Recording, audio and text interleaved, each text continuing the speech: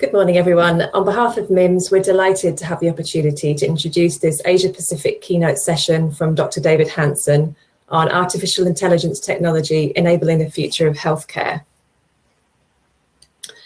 Many of you may be familiar with MIMS. We've been publishing medicines information here in Australia since 1963. We also have a strong presence elsewhere with 32 global offices in 17 countries, principally in the Asia-Pacific region, and our headquarters are in Singapore. MIMS' footprint goes across several different business units. We've got the medical communications, who do medical education, event production, and medical branded content. We have a marketing platform solutions business, a drugs listing, clinical decision solutions, and healthcare recruitment. My role with MIMS here in Australia is part of the clinical decision solutions business unit. Our goal really is to support healthcare professionals in the safe use of medicines by giving them access to both information and decision support tools at the point of care. This access comes across a range of different products. We have our online reference products, which in Australia are MIMS Online and eMIMS. In New Zealand, it's MIMS Gateway, and we have mobile apps for both iPhone and Android in both countries. We're also still publishing the books, which are still going really strong. In the integrated space, MIMS work with over 80 software vendor partners who, between them, service a full spectrum of healthcare professions. At the beginning of last year, we launched our new web services platform, delivering MIMS data via RESTful APIs, which will help us support the increasing move of healthcare into the cloud, and also to make for a more seamless integration and update processes for our vendor partners. Recently, here at MIMS, we've embarked on a big project to enable our clinical decision support tools to work within Snomed coded systems. Our initial focus is around drug allergy checking. We're mapping Snomed concepts to our internal allergen codes so that we can run allergy and cross-sensitivity checks when drugs are prescribed or dispensed.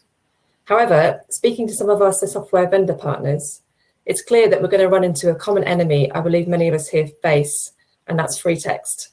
We know anecdotally that a lot of allergens are being recorded using free text. And when that happens, we just can't run them through the logic and we're not able to get that extra safety check.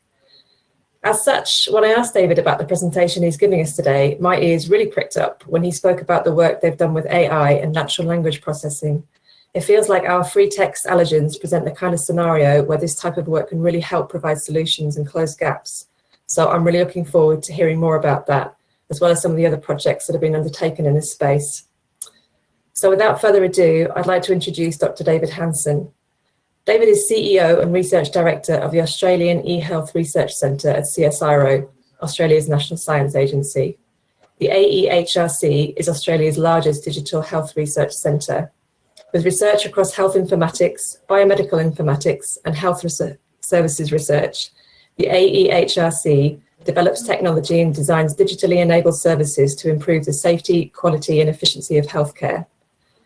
David is involved in leadership positions in many national research initiatives, including the Australian Genomics Health Alliance, the NHMRC Centre for Research Excellence in Digital Health, and the Australian Alliance for Artificial Intelligence in Healthcare.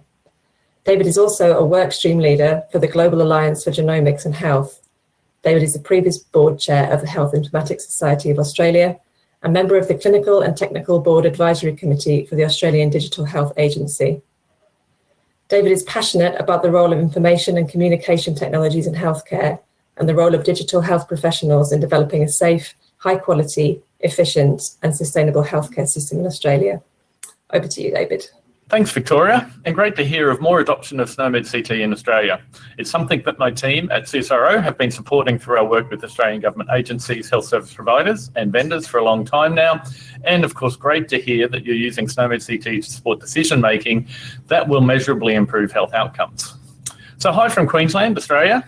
My team and I are, of course, very disappointed not to be attending a Snomed CT conference, Snomed International Conference in person this year, but we are really looking forward to next year.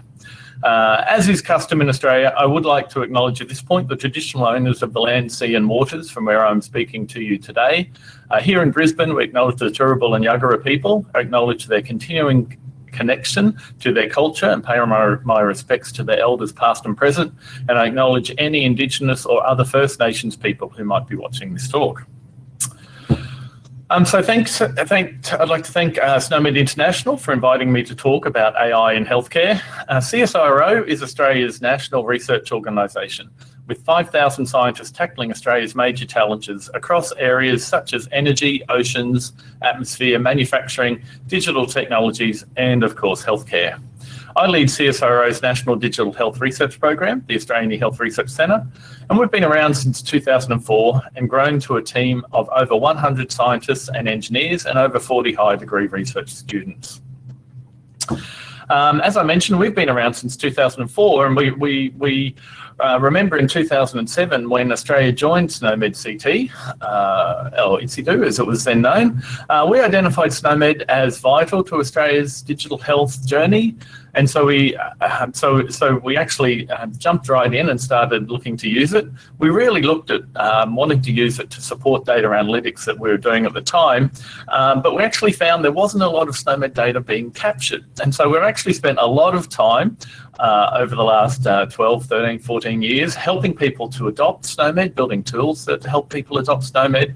And in that time, we've become a strategic partner with the Australian Digital Health Agency on the adoption of Snomed CT, as well, of course, working with many people here in Australia and overseas around that. The exciting thing is now that we're seeing so much data being collected using Snomed, that we can get back to what we were trying to do many years ago in using Snomed CT for analytics. And I'll be covering some of that today. Snomed continues to be a big part of our digital health research, and we really do think that Snomed, getting back to the topic of today's talk, it is a key enabler for artificial intelligence in healthcare.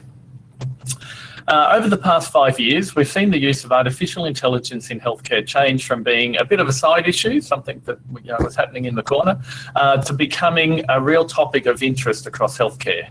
And we're also starting to see some really big investments and national scale investments and work on using AI in healthcare. We're seeing this with the NHS AI Lab, where the NHS sees it as key to both improving health outcomes and improving the efficiency of the healthcare system.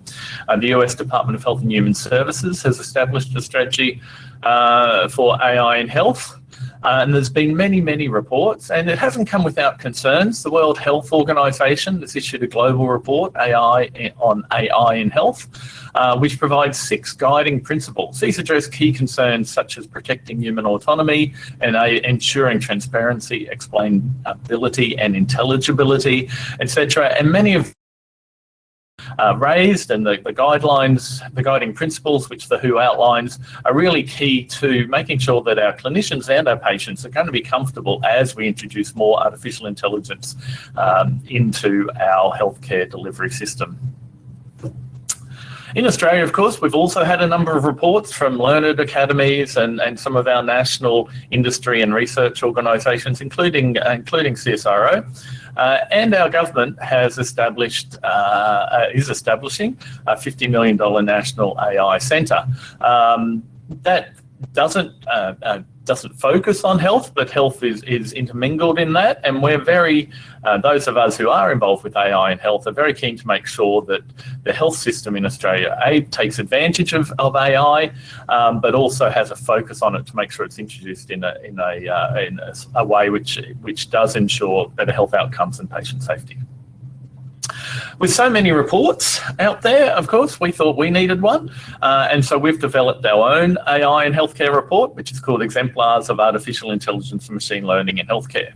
And I'll be talking about that today. But firstly, I wanted to say, what's all the fuss? Artificial intelligence isn't new. It's actually been around since, well, Alan Turing. Oh, hang on, that's not Alan Turing. That is Alan Turing. And so Alan Turing is considered the father of artificial intelligence way back in the 1950s. And then through much of the second half of the 20th century, AI was a topic of research and development throughout academia and computer science and maths departments. Probably not a lot of uptake into industry. And there was a real reason for that, which was data and compute. There just wasn't enough data available, and there wasn't enough compute power available to really take advantage of the techniques that artificial intelligence researchers were developing. And so that's when you think about wonder why all the fuss at the moment about artificial intelligence, it really comes down to that availability of data and the availability of enough compute power to really tackle the challenges which are there. That plays a little bit into what we think about when we think about trends in health IT. We think there's 4 key trends in health IT: interoperability, of course, which is a lot of what Snomed CT is about. Cloud, and in particular cloud compute and cloud storage, again coming back to that idea of data available via cloud, as well as the amount of compute that the cloud systems enable. Apps and personalisation, whether those apps are in an electronic medical record like Smart on Fire apps, or apps on our phone, which again connect to electronic health records or clinical portals, and personalisation, which making sure that we're treating someone and their conditions personally. And the 4th trend is data analytics as a service, really driven by interoperability in cloud, where the data is available on a cloud system that you can bring data analytics to the data. So removing the need to ship your data somewhere, or even have a manual process of bringing the analytics to the data, is real data analytics as a service on cloud compute. And of course, all of that means all of those 4 things really support the development and use of artificial intelligence and machine learning, not just through our healthcare system, but through society. And we're seeing a lot of discussion around social media and other uses of AI right across society. Healthcare, we need to have that discussion in healthcare as well. And so I'm not going to get into that discussion. It is happening. It's something that harking back to the WHO report on the guiding principles, we do need to have that discussion to make sure that we really understand what we're doing with artificial intelligence and machine learning. So back to the report. As I mentioned, there's been a blizzard of reports, new products, promises of fixing all health problems, and in some ways, machine learning and artificial intelligence almost become buzzwords. It's like you kind of use the terms and go, AI will fix that. But what we're trying to do with our report was to really present how we use artificial intelligence and machine learning at the moment to separate out the current real use of AI and ML in healthcare from perhaps the marketing spin that we sometimes see. In our report, we provide a primer of what AI and ML is. So we introduce the technologies which make up the family of AI. And then we have 34 real-world examples where we are where we use artificial intelligence and machine learning in our research and development and products at the moment. A key message of the report is that there is so much we can do with AI in healthcare, and some really, really exciting things. But we need to understand the limitations of the technology and the context of how we are implementing it. I guess in other words, we shouldn't look at AI as a silver bullet, but rather as a set of tools and techniques that we can use to help us deliver healthcare. And I'll say that there is so much we can do with AI and ML. There's no need to overpromise with the technology. There is just great things we can do. So that's our report. Our report covers our research, and I haven't talked much about our research. As I mentioned, we've got 100 scientists and engineers across healthcare in the Australian Health Research Centre, and they work from it on a range of digital health in digital technologies in healthcare problems, from cells, so genomics, through to medical imaging, so working on our organ systems and biostatistics, through to what happens in our hospitals with electronic medical records, and then out into society where we develop and trial mobile health, telehealth, and aged care solutions. So I'm going to, throughout the talk today, I'll be pulling from some of the examples we use in our report, so that I've tried to try and touch on all of the areas of AI that we do. I I won't be touching on everything. With 100 scientists and engineers, we just do so much with across digital health. Most of it includes some element of artificial intelligence in healthcare. So I'm not going to be talking about things that we do with chatbots, for example, but that is part of what we do. Okay, so I thought I'd start today's talk with giving you a précis of the AI ML primer from our report. And so artificial intelligence is a somewhat amorphous term, many different techniques and algorithms that make up the wide family that is artificial intelligence. So in our primer, we constrain our focus on AI to 4 different domains. The first is, which I've got slightly out of order here, but the first is predictive analytics and data-driven intelligence. This is concerned with extracting insights from existing data, often from large data sets where it is difficult for humans to derive such insights. In data-driven intelligence, the intent is for insights to be bottom-up, identifying trends and insights from often low-level data. The second area is knowledge representation and reasoning, and this is how we present or classify information about the world in a form that a computer system can utilise to solve complex tasks, enabling us to infer potentially new knowledge. In healthcare, this is typically, and I'm sure everyone here knows what I'm talking about, but typically representing medical concepts such as diseases, their properties and relationships in a machine-readable and understandable form. In many instances, solving the knowledge representation problem is the key challenge. Once the data is represented in the right form, the problems can become tractable, able to be processed using compute power in an appropriate timescale. Third, imaging and vision. This involves analysing images or videos to derive insight into the cause and impact of medical conditions. Computer vision and image processing are 2 areas that have been transformed by new AI methods. And that's particularly the case in medicine, where new deep learning methods are really enabling us to extract information out of images. Finally, human language understanding, which uses AI methods to better deal with natural language. While we do strive to standardise data and make it machine readable, humans still communicate in natural language, and as such, there will always be data in this form. AI methods therefore aim to handle human language by extracting and classifying, summarising and searching such language. So if there are our 4 kind of areas, I want to then talk about some of the techniques, and there's actually 2 major branches of artificial intelligence, and we consider them as symbolic artificial intelligence, which is representing human knowledge into known facts and rules. These facts or rules can then be combined with mathematical logic to undertake verifiable and explainable problem solving. And as with AI, the paradigm of artificial intelligence uses an ontology, a collection of concepts with properties, including relationships between the concepts to describe a particular domain.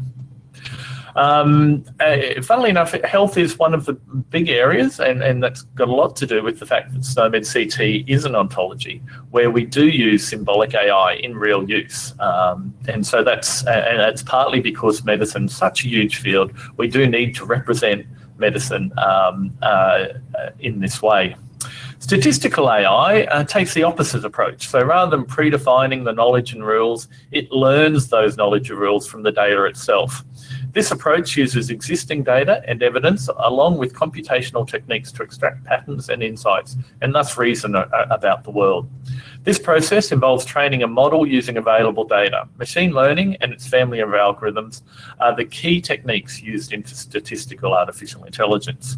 The large increases in the availability of data captured electronically and its family of algorithms and the huge increase in computing power have really driven the growth of AI at the moment.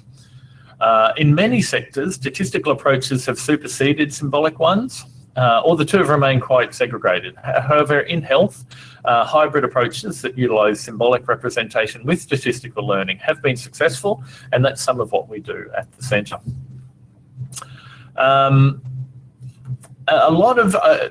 This is my last slide about priming to kind of explain artificial intelligence, but I think it is worth just to explain what artificial intelligence is. So a lot of hype at the moment around artificial intelligence is generally around machine learning, again driven by the sheer amount of data and compute around. There are 3 main techniques for machine learning. Statistical machine learning aims to find some type from the training data. This includes reinforcement learning approaches that provide algorithms with rewards or penalties based on their problem-solving performance, and deep learning approaches which make use of artificial neural networks. There are two main machine learning tasks: classification and regression. Classification involves using a machine learning model to classify some data according to a finite set of categories. For example, classifying the type of cancer found in a pathology report, breast cancer, lung cancer, etc. Regression, in contrast, involves using a machine learning model to predict a continuous value rather than a category. For example, predicting length of stay of a patient given their condition. Machine learning models learn from data in either a supervised or unsupervised manner. Supervised learning means that the machine is provided with the correct answers or labels along with the data. For example, the machine is provided with lung x-rays labelled as cancerous or non-cancerous by a clinician, and then learns characteristics of the image that indicate these classifications. The key feature of supervised learning is that the answers labels are needed along with the data. For some problems, these labels are easily available. For other problems, obtaining labels can be costly. Unsupervised learning means the learning is not directed by any manually provided answers or labels. An example would be clustering algorithms that might group similar medical images together. It then takes the user to look at what makes those images similar. Deep learning, which again is one of the things that we've only been able to do with the sharp increase in compute power, is an approach that uses artificial neural networks for either classification or regression, both supervised and unsupervised. The name deep learning comes from the fact that their architecture has many deep layers of neural networks. These are able to capture richer and more high-level features in the data they are provided. For example, deep learning for facial recognition will capture both coarse-grained location of the eye within the face, as well as more fine-grained parts of the eye.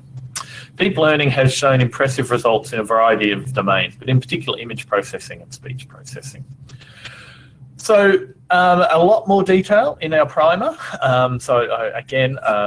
It'd be great if you're interested in diving into more of the primers there as a great example. Okay, I now thought I'd go through first some places where we are using artificial intelligence to give you an idea of the sort of problems we're tackling. And these are from our report, most of them, and then I'll be going on to talk about how we see Snomed CT being really important in the implementation of AI in healthcare. I guess when most people first think about artificial intelligence in healthcare, imaging is one of the first things that come to mind. And indeed, that was one of the earliest uses of artificial intelligence in healthcare and continues to be a focus. The example I thought I'd give you today is some work we do in cerebral palsy research. The incidence of cerebral palsy is highest in very preterm babies, but it can take months or even years before a proper diagnosis can be made, and even longer for an intervention. Obviously, a time of uncertainty for parents. Our team of imaging scientists at the Australian Health Research Centre are using machine learning to find ways to diagnose babies at high risk of cerebral palsy soon after birth. We work with the University of Queensland and Monash Health and have one of the world's largest cohort studies of preterm babies with the aim of using early MRI imaging to predict outcomes such as cerebral palsy. The brain is most likely to respond to interventions to help reduce the severity of the disability between the ages of birth and 2 years, but the average age of diagnosis is about 18 months, so we're missing an important window where intervention can make the biggest difference. So our team has been responsible for analysing early brain MRI images around 300 very preterm babies who are at high risk of cerebral palsy. So in the future, we can identify markers that might be able to help us diagnose babies a lot earlier and really jump in and do rehabilitation to take advantage of the neuroplasticity that young babies have. Now we use AI in a couple of different ways here. We do these, we do put the baby in an MRI machine without using ideally while the babies are sleeping. So one of the problems we have immediately is that babies often wake up and move, which corrupts the images. To overcome this problem, we've developed machine learning methods that can detect and then correct the corrupted images. This allows us to use a lot of data that would otherwise have to be thrown away and the MRI done again. We do use these MRIs to then calculate brain images that allow us to quantify the baby's brain development. Here you can see one of the images we calculate. We're able to visualize the connections in the baby's brain completely non-invasively and without injecting any dyes or other substances. Recently, the team has been using deep learning to predict the baby's motor outcomes from brain MRI acquired very early in life. Babies in this study were born up to 16 weeks early, and we used brain MRI from when they were 2 days to 10 weeks old. Using this approach, we're able to predict the baby's motor outcomes at 2 years with really high accuracy. Here you can see which regions of the brain were associated with adverse outcomes. These regions are known to play important roles in motor function. This work and other work that we did using this data has been published in in journals, including Neuroimage and Neuroimage Clinical, and we're working with clinicians to look at how this might be used in clinical practice. We are now implementing many of these algorithms into CSIRO's MILCS cloud platform. It provides automated reports of biomedical imaging data, which allows researchers worldwide to upload their MRI of preterm born babies and receive a PDF report detailing quantitative markers of the baby's brain development. At the moment, these tools are, of course, for research use only. They can be used to gain a better understanding of brain development in generally, but they can also be used to help recruit the right babies into clinical trials of new interventions. Ultimately, we do plan to make these tools for clinical use, and the aim is to provide parents with the answers soon so that children can start interventions when their brains are most receptive. This could obviously lead to reduced severity of disability. So that's AI and imaging. There's a couple of examples there. Obviously, imaging's a really key area for AI. Genomics is another area where we're going to need AI to use it properly in healthcare. Implementation of genomics just isn't a matter of doing the sequencing. There is so much data involved that we're going to have to use the full suite of artificial intelligence across symbolic and statistical, as well as machine learning, knowledge representation, to really implement it into healthcare. Everyone has mutations that are actually that impact our healthcare and our health and well-being, and there has been increasing calls that everyone has mutations that should inform their clinical care. Most genomics at the moment has been centred on things like rare diseases and cancers, but over the next several years we'll see it increasingly used in things like pharmacogenomics. To a large extent, healthcare is currently seeking to answer the question, which of our mutations are relevant to the problem I am currently being treated of?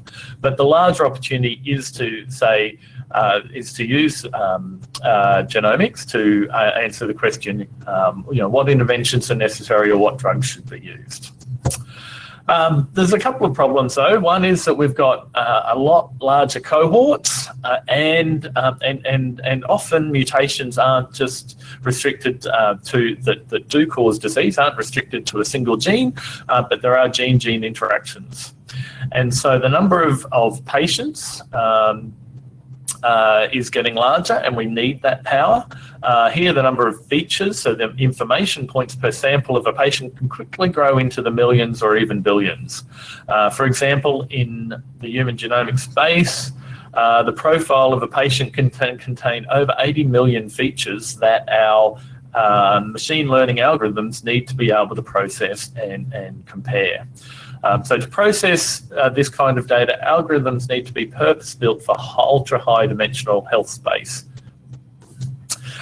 This is one of our tools, and many of our tools are available open source. Variant Spark is available open source, including on the AWS digital marketplace.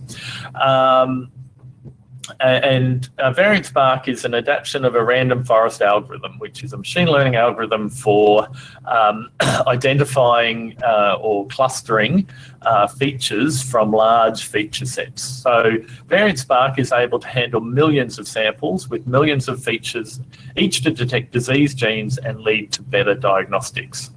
For example, we can predict the functional consequences of the 3 billion letters in the human genome through a web service, really enabling pathology labs to have much faster turnaround time on these. With the computational power from cloud computing, along with the economics of cloud computing, we can actually help bring machine learning of these sort of questions into clinical practice much faster. As an example, we've used this variant spark with the largest international ALS motor neuron consortium to analyse over 22,000 human genomes to find the molecular origin of motor neuron disease.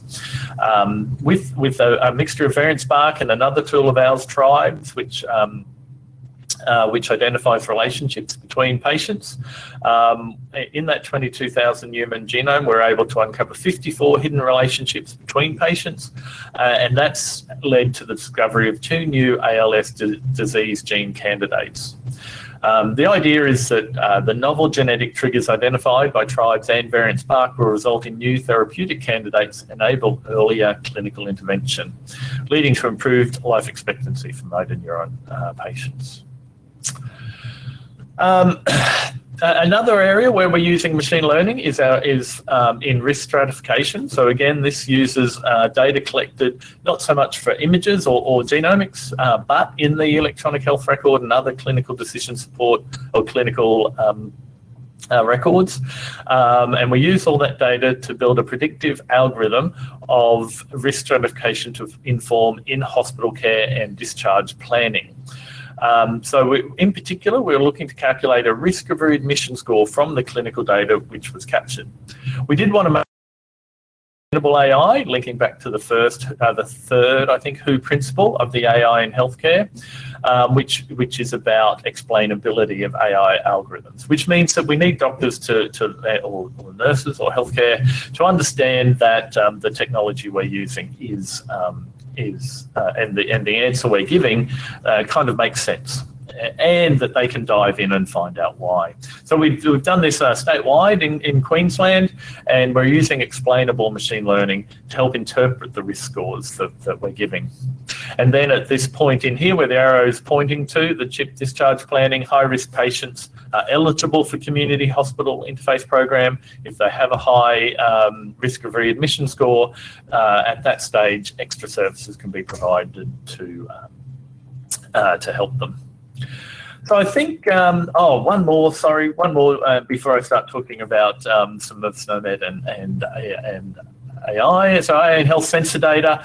This is some work we've done with aged care. And so again, we're using sensors in the home and collecting lots of information.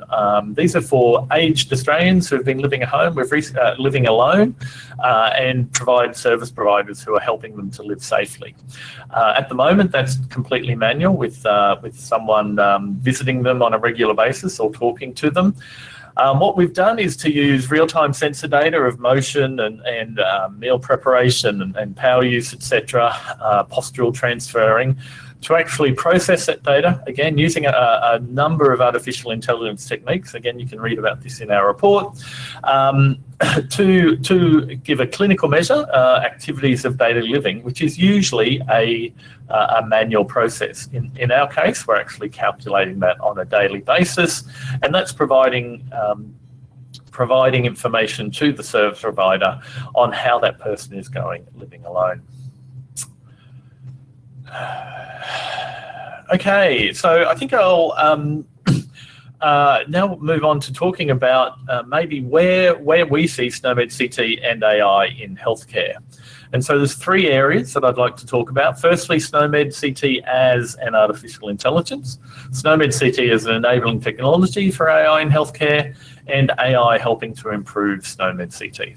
So firstly, we want to really emphasise that SNOMED CT is an AI in healthcare. So SNOMED CT, I think as everyone, as most of us know, it is an ontology. It conforms to the EL plus description logic and is an excellent example of symbolic AI representing human knowledge as known facts or rules.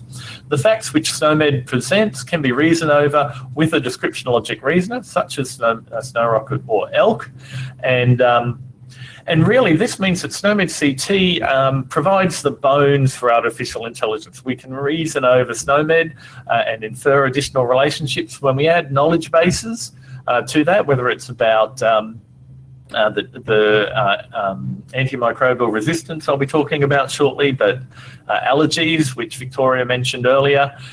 When you add Snomed with those sort of knowledge bases, you can really do a lot, and that is a type of artificial intelligence. Of course, just for those who might be new to Snomed, this is a part of the Snomed hierarchy, with the solid lines being the relationships that are encoded in Snomed, and the dotted lines being the relationships which are inferred. And here we can see that we can, using the relationships, we can infer that pain in calf is a pain in the lower limb. Post-coordinated expressions I thought I'd mention, and when you talk about what we can now do with the sort of compute power and also the way electronic medical records are becoming more of a platform than a single product, and so we do have separate terminology services that can offer a lot more power, and can also do a lot more with the compute power. Post-coordinated expressions is another example of the sort of thing we can do now that we haven't been able to do in the past. So for an example, acute appendicitis, if we model or create that as a new concept as we go, the FHIR specification of the FHIR terminology resource actually provides us with the possibility of a real implementation of this. So FHIR specifies that the code element in the resource can be an expression rather than a code.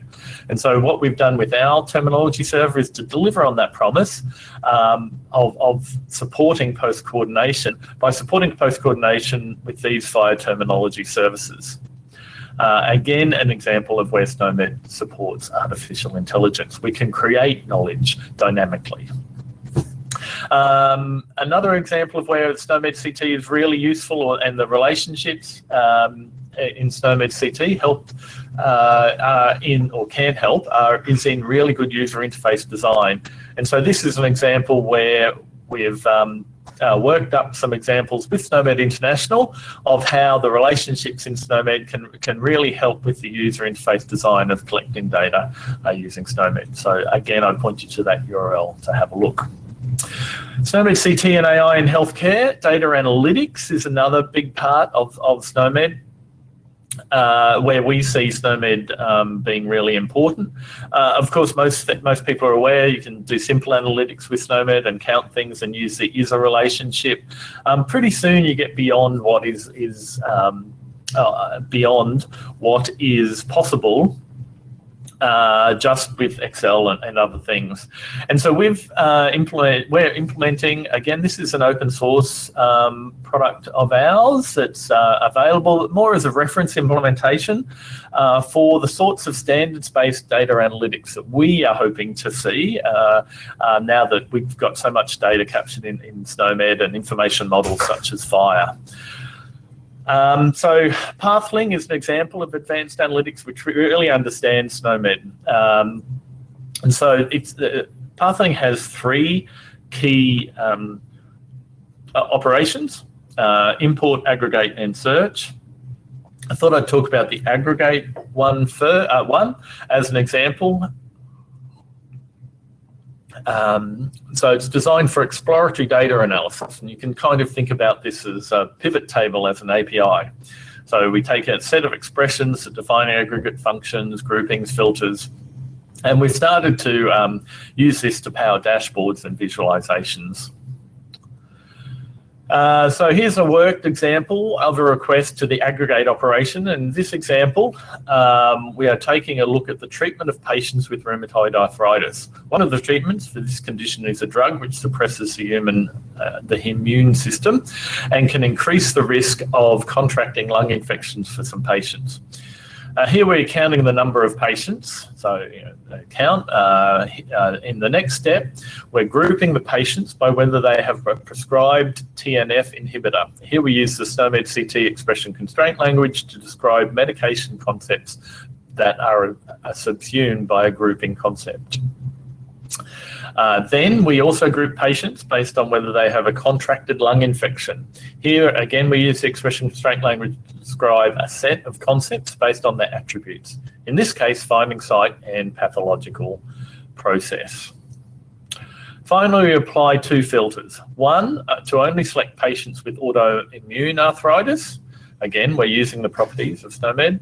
And another, to only select patients with a type of chronic lung disease. Pathling will call out to a FHIR terminology server to resolve each of these ECL expressions into a set of codes, which are then matched against the codes within the FHIR resources. And this is what we might expect from our example request, where we have only data matching filter conditions is used. We group them by contracted lung infections and then get a result of the count function over each set of grouping values. It's a sort of advanced analytics that we're able to do using the SNOMED relationships. And of course, a number of, no presentation I think these days is complete without a Sankey diagram. And so this is an example where we've used pathling to have a look at what impact sequencing does make, heading back to genomics, what impact sequencing makes on a diagnosis. And here you can see there's a provisional diagnosis. They then go and see a specialist who sends them off for sequencing. And after sequencing, you can see that there's a group of patients who have had their diagnosis confirmed. They've had some which have received a more specific diagnosis, some who we still don't have a full diagnosis for, and some we have a provisional diagnosis but a more specific one. So this is the sort of work that we can do, again, using SNOMED to inform, in this case, genomics. And this is the sort of evidence that will support the use of genomics in healthcare.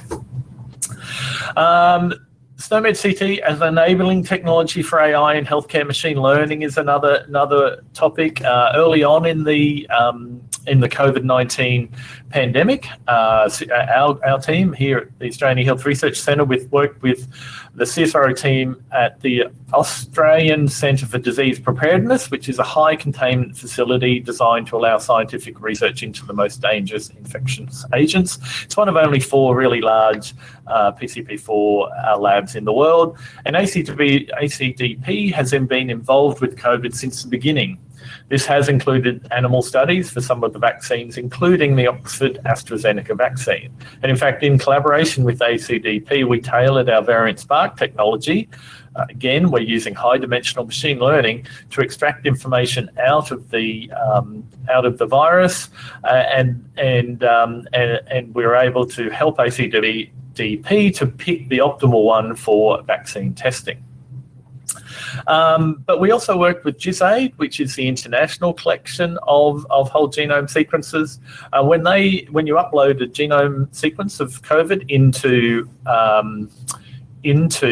Gise, there is a free text field to collect some clinical information. But if we look at a word cloud, it's not particularly useful information.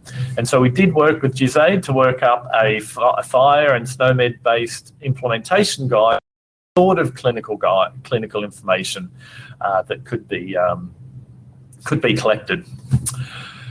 And that would then give us many more features to include in our machine learning algorithm, and we can wait so that they might be higher. And once we do include that, that gives us much more power with our machine learning algorithms. Oops, sorry, gone the wrong way. SNOMED CT and AI in healthcare. SNOMED is enabling technology for AI in healthcare. Natural language processing is, of course, a really large opportunity for SNOMED CT, and we do use it in our natural language processing. We do natural language processing for clinical decision support, clinical and admin reporting.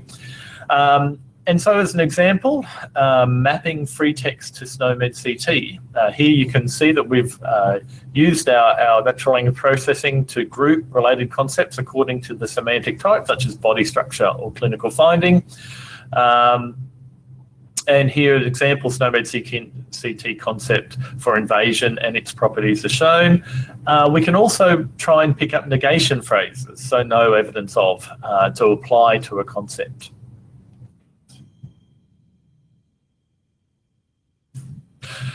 And as I mentioned, the no evidence of to give us that.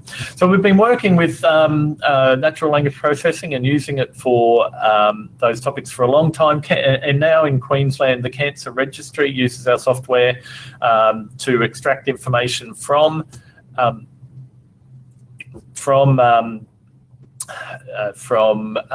histopathology reports to feed into the Queensland Cancer Registry, and we're seeing really high sensitivity and specificity there. We also use it to do semantic analysis of medical concepts, such as subsumption relationships of Snomed CT expressions, and this helps us to understand what's in the pathology report. I'm going to keep going, I think. I'll point, I won't let this video play the whole time. I've probably gone a bit long, but it is on our website, so you can search for it. This is an example where we're using Snomed along with another knowledge base. This is the knowledge base of drug antimicrobial resistance, so that we can help pick where patients may have been prescribed a drug which didn't match the, which isn't going to solve the resolve for the bacteria that they've got.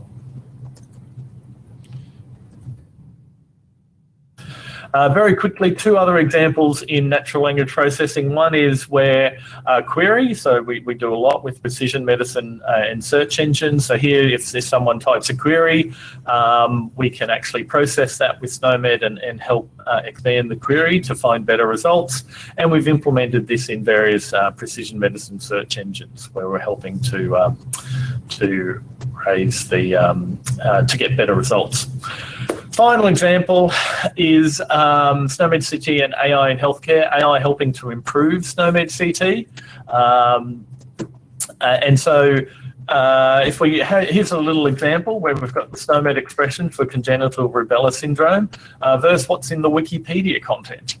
And so we can compare these, and when you do compare them, you notice that there's some potentially missing information in that there's no finding site for developing, which could be there for the developing fetus, and there's no occurrence time. You could have a property around first trimester.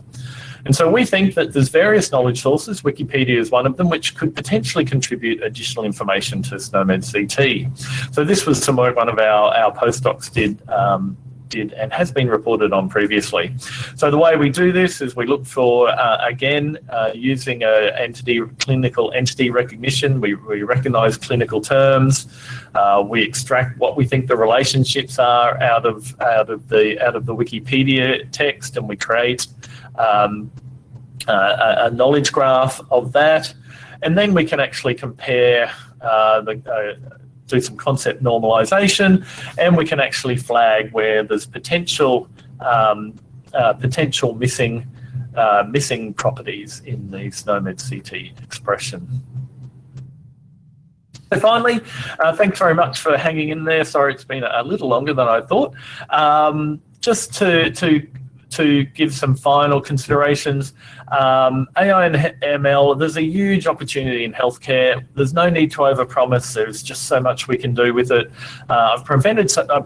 I've presented some really quite advanced examples of AI in healthcare. There's a lot of simple examples where you can just use it to get started. We need to understand the limitations of the technology and the context of how we're implementing AI. It's not a silver bullet, but rather a set of tools and techniques that can really help us deliver healthcare. Like any change in healthcare, we have to understand who's involved, understand the problem.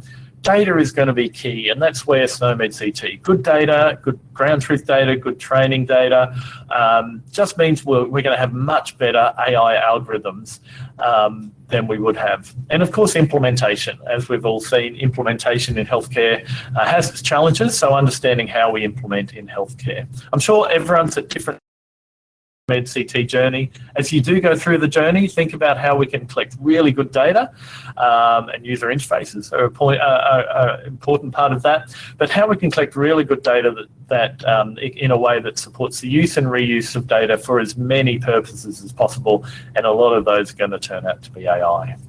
So thank you very much. Come and see us at the booth. We've got a range of technologies that we'd love to talk to you about. We've got a number of talks here from both CSiro and, of course, lots of other Australians talking. I'd like to thank my team. We've got a fabulous team here at the Australian eHealth Research Centre. Far too many. I've talked about a lot today, and I couldn't name everyone, but it's a great team. And of course, go and download our report. Thank you.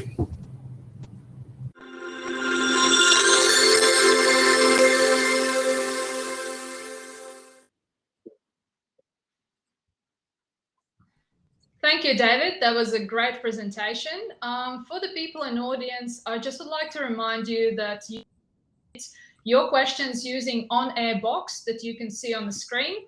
So feel free. I'm sure that David will be more than happy to answer any questions you may have. So why don't we kick off with a question that I have myself. So you mentioned that we are moving from not having enough computer power and not having enough data to actually now having all the computing power we need and all the data that we can gather. It's actually a sea of data. So for health providers and other users who would like to use Snomed CT in artificial intelligence, what do you think are the key considerations that they should be taking care of? Great question. Thanks, Liara, and I hope everyone enjoyed the talk. So I think there's a couple of things, and I said a lot of it on a slide towards the end around our key considerations. And I guess it's like any change project in health where you need to make sure that you understand the endpoint you want to get to, or and in our case the data or the information that you want out of the data. And work backwards from there to make sure that you've got the people involved who need to be, as well as the technology. Now, in the case of data analytics and Snomed, Snomed provides a fabulous starting point to have really good, high-quality data,